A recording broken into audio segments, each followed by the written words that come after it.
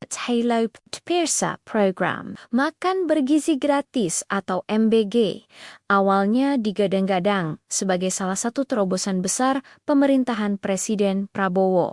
Tujuannya jelas, memastikan anak-anak sekolah di seluruh pelosok negeri mendapatkan asupan gizi yang baik sehingga bisa tumbuh sehat dan cerdas. Namun siapa sangka, program yang seharusnya penuh harapan ini justru berubah menjadi mimpi buruk. Ribuan anak di berbagai daerah dilaporkan mengalami keracunan. Kasus ini sontak viral, memicu kemarahan publik, dan kini menjadi sorotan tajam dunia politik Indonesia. Babak 1, lonjakan kasus dalam 2 pekan terakhir, angka korban keracunan terus naik. Data Jaringan Pemantau Pendidikan Indonesia menyebut jumlahnya bahkan telah menembus 8.600 lebih siswa. Mereka mengeluhkan mual, muntah, hingga harus dirawat di rumah sakit. Beberapa video yang beredar di media sosial memperlihatkan suasana kelas dan rumah sakit penuh dengan anak-anak yang tergeletak lemas. Tak heran warganet menyebut kasus MBG ini sebagai skandal gizi terbesar dalam sejarah program pemerintah. Babak 2, narasi viral dan klarifikasi. Situasi makin panas ketika muncul narasi viral yang menyebut 11 orang meninggal dunia akibat keracunan MBG di Jawa Barat, namun Badan Gizi Nasional buru-buru membantah. Mereka menegaskan kabar itu adalah hoaks. Menurut BGN, tidak ada korban meninggal, meski ribuan anak memang harus menjalani perawatan medis. Babak 3, fakta laboratorium.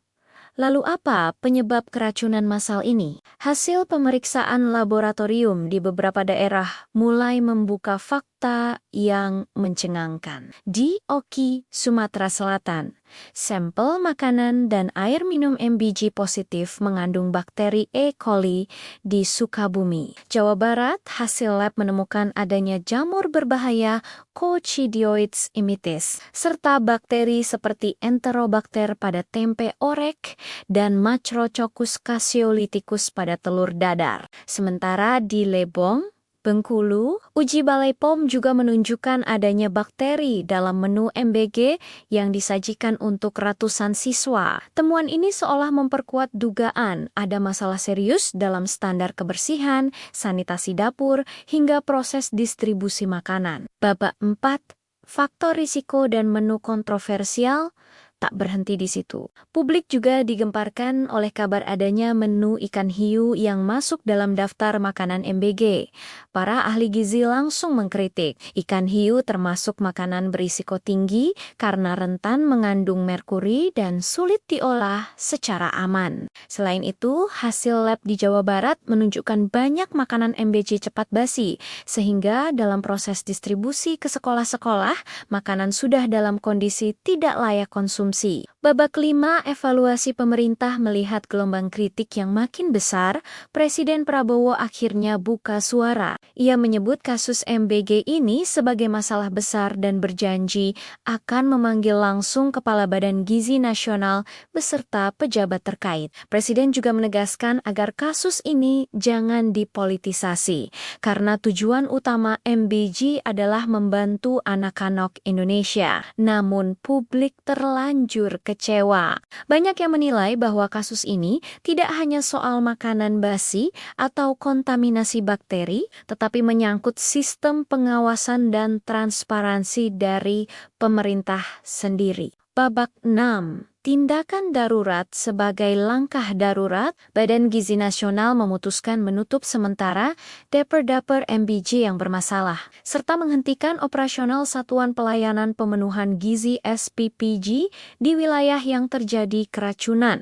Durasi penutupan minimal 14 hari sambil menunggu hasil investigasi lanjutan. BCN juga memastikan biaya perawatan seluruh siswa yang terdampak akan ditanggung pemerintah. Selain itu, mereka membuka hotline pengaduan agar masyarakat bisa melaporkan langsung jika menemukan kasus serupa. Babak 7, isu politik dan akuntabilitas kasus MBG ini kemudian masuk ke ranah politik. DPR LSM, hingga akademisi mulai mempertanyakan mengapa program sebesar ini diserahkan ke lembaga baru, Badan Gizi Nasional, yang justru banyak diisi oleh perwira militer ketimbang ahli gizi dan pangan. Apakah ada unsur konflik kepentingan di balik tender dan pengadaan makanan? Dan yang paling penting, siapa yang akan bertanggung jawab atas ribuan anak yang sudah menjadi korban? Babak 8. Risiko jangka panjang. Kalau kasus ini tidak segera ditangani secara transparan, risiko terbesar adalah turunnya kepercayaan publik. Program MBG bisa kehilangan legitimasi, bahkan menjadi beban politik bagi pemerintah. Padahal, di atas kertas, MBG memiliki target mulia, memperbaiki kualitas gizi anak-anak Indonesia yang masih tertinggal dibanding negara tetangga. Tapi fakta di lapangan justru sebaliknya. Menu yang seharusnya sehat malah memicu keracunan massal. Penutup pemirsa, kasus MBG ini bukan sekadar soal makanan basi. Ini adalah ujian besar bagi pemerintah dalam mengelola program nasional yang menyentuh langsung jutaan anak sekolah. Apakah pemerintah akan benar-benar memperbaiki sistem, melibatkan ahli gizi, serta memastikan distribusi yang aman? Atau apakah kasus ini hanya akan menjadi catatan hitam lain dalam daftar panjang skandal program pemerintah? Kita lihat bersama, apakah MBG akan bangkit kembali sebagai solusi gizi anak bangsa, atau justru tenggelam sebagai program gagal yang merugikan masa depan generasi muda? Klik tombol like, share, dan subscribe agar tidak ketinggalan update terbaru seputar isu politik dan sosial di tanah air.